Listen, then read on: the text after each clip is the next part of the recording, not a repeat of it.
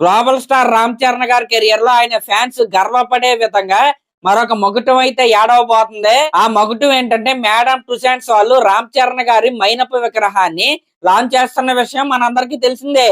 అయితే ఆ విగ్రహాన్ని మే 9వ తారీఖున మేడం టుసాన్స్ లండన్ లో అయితే మన రామ్ చరణ్ గారు అయితే రివీల్ చేయబోతున్నారు. అయితే గతంలో మనం చూసుకుంటే ప్రభాస్ గారిది కావచ్చు, ఎన్టీఆర్ గారిది కావచ్చు, మహేష్ బాబు గారిది కావచ్చు, లేకపోతే అల్లు అర్జున్ గారిలో విగ్రహాలు కావచ్చు, గతంలో అయితే లాంచ్ అయితే చేశారు. అయితే ఇప్పుడు వాటికి వీటికి స్పెషాలిటీ ఏంటంటే మేడం టుసాన్స్ వాళ్ళది మెయిన్ బ్రాంచ్ ఎక్కడంటే లండన్ లో అనమాట.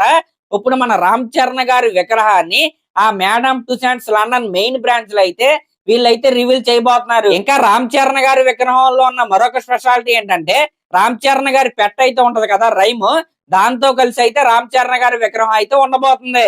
ఇప్పుడు ఒక ఫోటో అయితే చూపిస్తున్నాను కదా, సేమ్ ఇలాగే రామ్ చరణ్ గారి విగ్రహం కూడా ఉండబోతుంది. ఈ విగ్రహాన్ని లండన్ లో మన రామ్ చరణ్ గారు అన్వీల్ చేసిన తర్వాత ఈ విగ్రహాన్ని పర్మనెంట్ గా మేడం టుసాన్స్ సింగపూర్ లోకి అయితే వీళ్ళైతే పంపిస్తారు. ఇంక ఇది పక్కన పెడితే పెద్ద సినిమా డైరెక్టర్ అయిన బుచ్చిబాబు గారి ఐడియాలజీకి, ఆయన విజన్ కి, ఆయన హార్డ్ వర్క్ కి నిజంగా టేకే బౌ అని చెప్పాలి. ఎందుకంటే పెద్ద సినిమా గ్లిమ్స్ ఆయన పీక్ క్రికెట్ సీజన్ లో అయితే రిలీజ్ చేశాడు.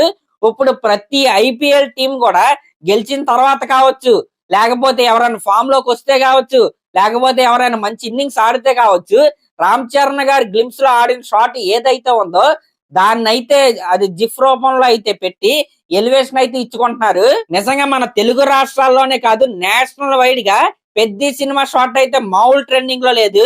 ఓన్లీ ఐపీఎల్ ఫ్రాంచైజ్ వాళ్ళే కాదు, ఈవెన్ గల్లీ క్రికెట్ ఆడుకునే వాళ్ళు కూడా పెద్ద షాట్ అయితే రీక్రియేట్ అయితే చేస్తున్నారు. నిజంగా ఇదైతే డైరెక్టర్ బుచ్చిబాబు గారి నుంచి మాస్టర్ స్ట్రోక్ అనే చెప్పాలి. ఇంకా పెద్ద సినిమాలో ఇలాంటి సర్ప్రైజులు ఫ్యాన్స్ కి చాలా అంటే చాలా ఉన్నాయి.